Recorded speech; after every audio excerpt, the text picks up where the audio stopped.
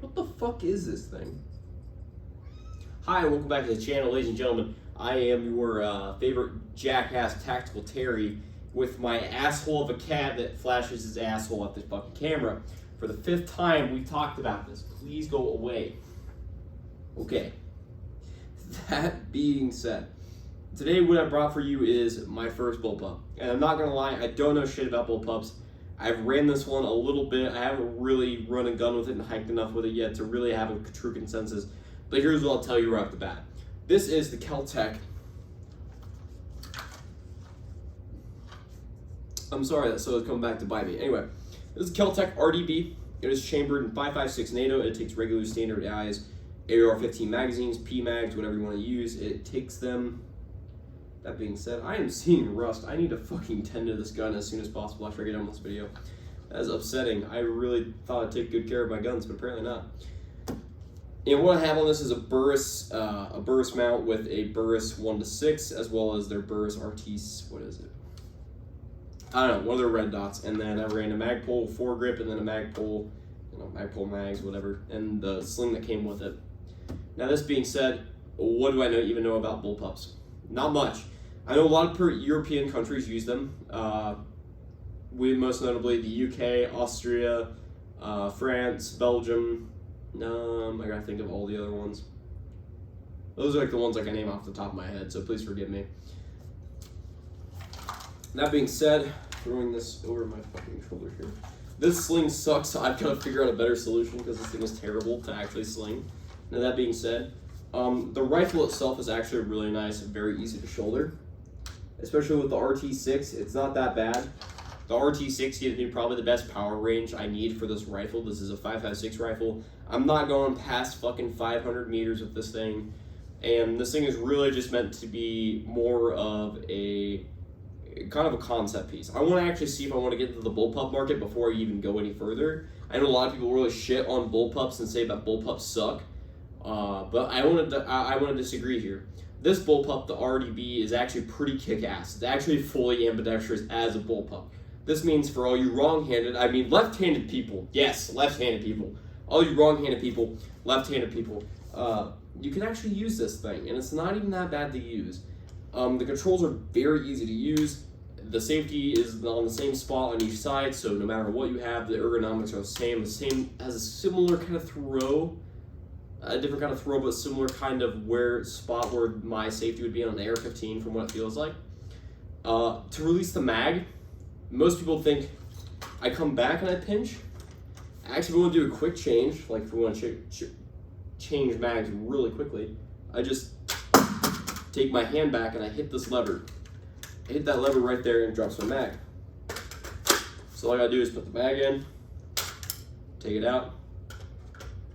1 second. Goes back in. Golden. No problems. Now this being said, there are some drawbacks. I will say right off the bat, there isn't much length on the gun, so you can't really rest it on a whole bunch of stuff without getting like really close to like a wall or something like that. And a lot of drills I had, I was struggling to really maintain pushing my gun against the barricade properly, or in zeroing this, my mount, the whole top mount came loose, and I had to red Loctite each one of the screws on it, and I became very pissed, and I about just fucking gave up on this gun. But I held my patience, and this thing has turned out really good.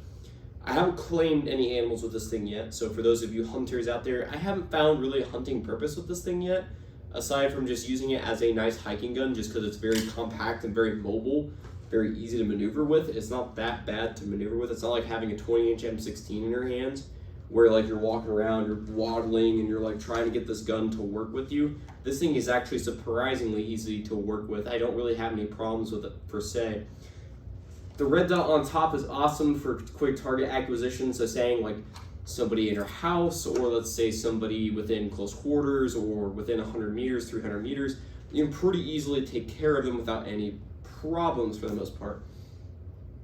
That being said, this rifle, in my opinion, is a great starter for somebody wanting to get into bullpups. I'm not going to say this is a replacement for, let's say, something like the VHS2 or the AUG or a FAMAS, or insert bullpup here. This isn't a replacement for any of those. This is simply, in my mind, a starter. I know this is made by Kel-Tec. I know it's going to have hiccups here and there, and I know people aren't going to have any respect for this rifle. But I'm telling you this right now, this is a diamond in the rough, my friend. This gun does work, and it does it well. If I could have this or a Desert Tech MDR, I don't know. I might take this because this thing has very simplistic controls. But I know the MDR's had its hiccups in the past, and they've actually since forth remedied that. And even in range that said, they fixed it, you know. We recorded a video saying they fixed it. Please, everybody get off our asses about us not fixing it, you know. So I'm really giving them a open mind here.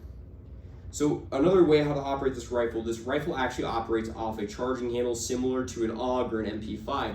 So you can actually HK slap the fucking RDB, which is actually really sick, except I'm really close to my sling.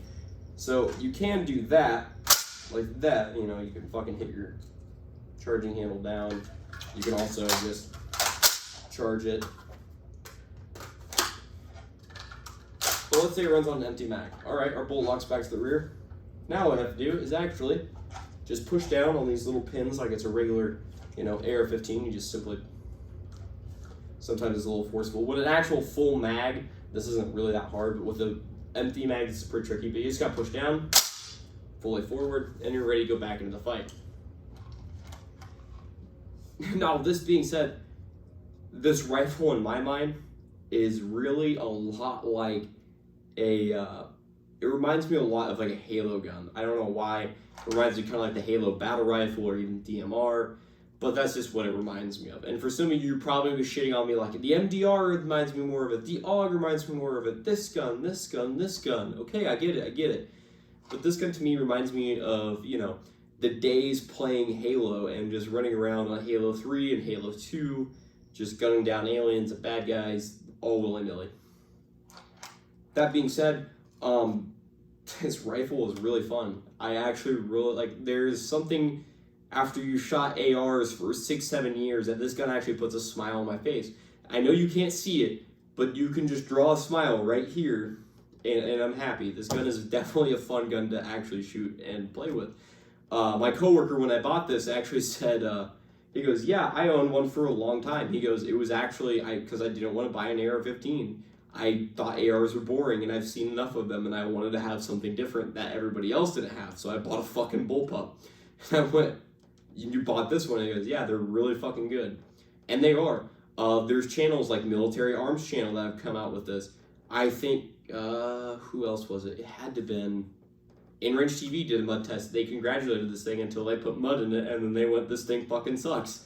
So let that be known.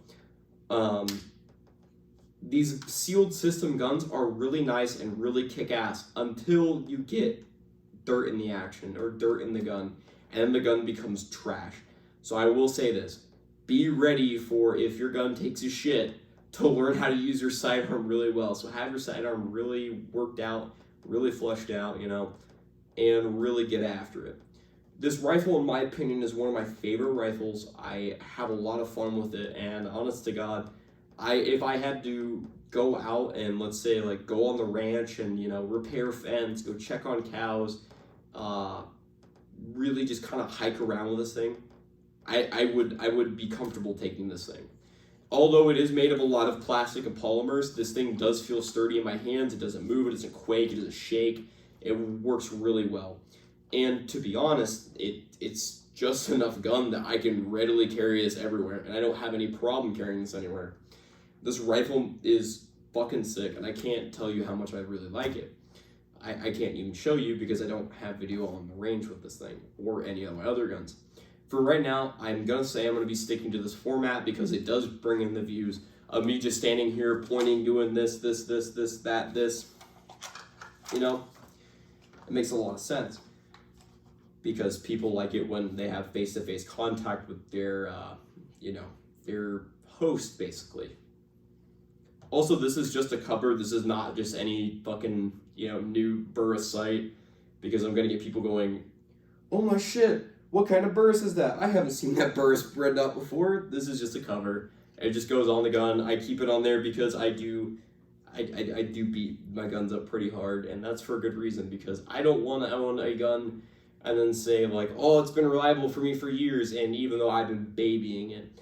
This gun I have not babied. This gun it's been in and out of vehicles.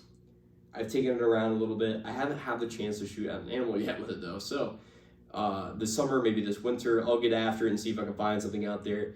Until in the meantime, so far this gun, in my opinion, is actually 8 out of 10.